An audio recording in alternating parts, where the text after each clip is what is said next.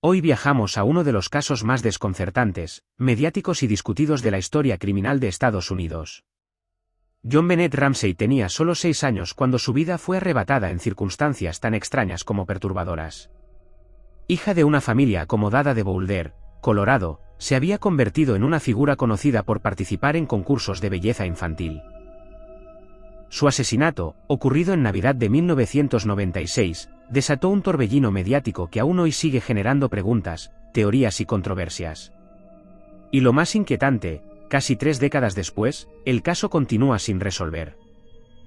La historia comienza el 25 de diciembre de 1996. Los Ramsey habían celebrado una tranquila Navidad en su casa, una enorme residencia de 3 pisos en uno de los vecindarios más acomodados de Boulder. Esa noche, según relataron sus padres, Patsy y John Ramsey, la familia estuvo en casa de unos amigos, compartió una cena festiva y regresó a su domicilio alrededor de las 10 de la noche. La casa, con múltiples habitaciones, sótanos, pasadizos y zonas poco transitadas, era prácticamente un laberinto. La familia vivía una vida acomodada, activa socialmente y sin aparentes conflictos visibles al exterior. La noche transcurrió sin incidentes, hasta las primeras horas de la madrugada. A las 5:30 de la mañana, Patsy Ramsey bajó las escaleras para preparar el día. Pero algo llamó su atención, una hoja de papel colocada en los peldaños. Era una carta de rescate. Una nota extensa, inusualmente larga para un secuestro, escrita a mano, y con un mensaje extraño. El supuesto grupo secuestrador pedía exactamente $118,000, la misma cantidad que John había recibido como bono de Navidad ese año. Patsy entró en pánico y llamó inmediatamente al 911. Declaró que su hija había sido secuestrada. Dijo haber encontrado la nota. Y desde ese momento, lo que debería haber sido una operación de rescate se convirtió en una cadena de errores fatales. La policía llegó con rapidez. Sin embargo, trató el caso como un secuestro y no como un posible homicidio. En la primera revisión de la casa no se inspeccionó cada habitación, de hecho, una de las puertas del sótano ni siquiera fue abierta. Esto sería decisivo. A lo largo de la mañana, varios amigos y conocidos de la familia entraron y salieron de la casa, contaminando la escena del crimen. Mesas movidas, puertas manipuladas, objetos tocados. La evidencia se degradaba minuto a minuto. Nadie imaginaba todavía que la víctima seguía dentro de la casa. Pasó la mañana sin novedades, hasta que uno de los agentes sugirió que John Ramsey volviera a revisar la vivienda. Fue entonces, alrededor de la 1 de la tarde, cuando John, acompañado de un amigo, abrió finalmente aquella puerta del sótano que nadie había inspeccionado. Y allí, en una pequeña habitación usada como bodega, encontraron el cuerpo de JonBenét. La niña estaba en el suelo, con cinta adhesiva en la boca, las muñecas atadas, un garrote improvisado alrededor del cuello hecho con un cordón y el mango de un pincel, y parcialmente cubierta con una manta. El hallazgo transformó el caso de secuestro en una pesadilla. La autopsia reveló un cuadro brutal. La causa oficial de muerte fue asfixia por estrangulación, acompañada de una severa fractura en el cráneo. Había señales de trauma, hematomas, ligaduras elaboradas y lesiones que sugerían una posible agresión sexual. Aunque no se encontró semen, la zona genital mostraba daños consistentes con manipulación o abuso. Además, había indicios de que el cuerpo había sido limpiado parcialmente. Las ligaduras en cuello y muñecas, la precisión del garrote, la escena montada, todo indicaba un acto violento, planificado, y sumamente perturbador. Desde ese momento, la investigación quedó atrapada en 2 grandes teorías irreconciliables.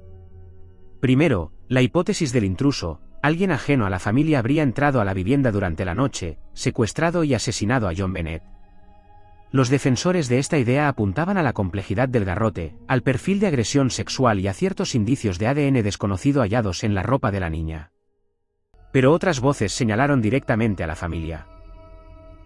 La ausencia de señales claras de entrada forzada, el comportamiento de los padres, las contradicciones en testimonios y algunos detalles de la nota de rescate alimentaron sospechas. La opinión pública se polarizó. Los medios hicieron del caso un espectáculo. Y Boulder se convirtió en el epicentro del escrutinio nacional. Con el tiempo, sin embargo, nuevos análisis complicaron aún más el panorama. En 1998, un gran jurado revisó el caso.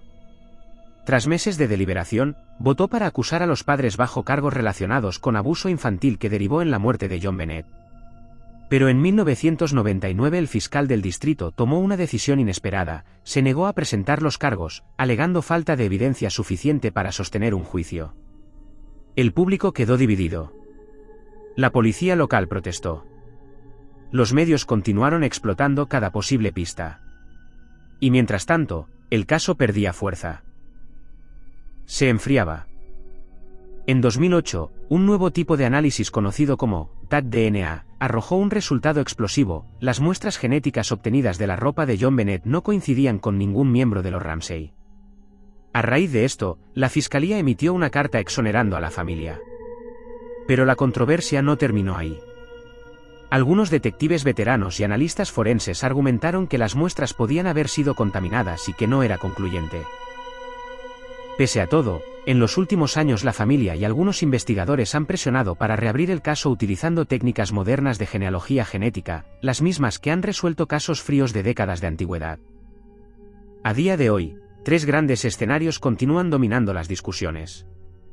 Primero, la teoría del intruso: un agresor desconocido habría entrado sin dejar rastro claro, aprovechando la compleja arquitectura de la casa.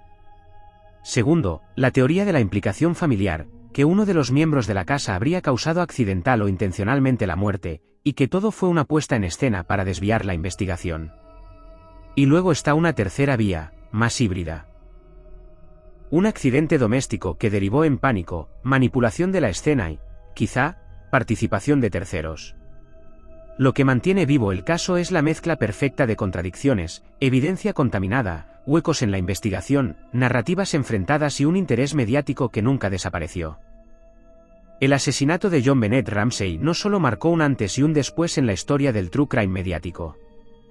También dejó lecciones profundas sobre la importancia de preservar una escena del crimen, la influencia de la opinión pública y los límites de una investigación mal gestionada. 29 años después, seguimos sin saber quién mató a John Bennett. ¿Fue un intruso? ¿Un miembro de la familia? ¿Un accidente convertido en tragedia? Las respuestas parecen tan lejanas como el día en que todo ocurrió.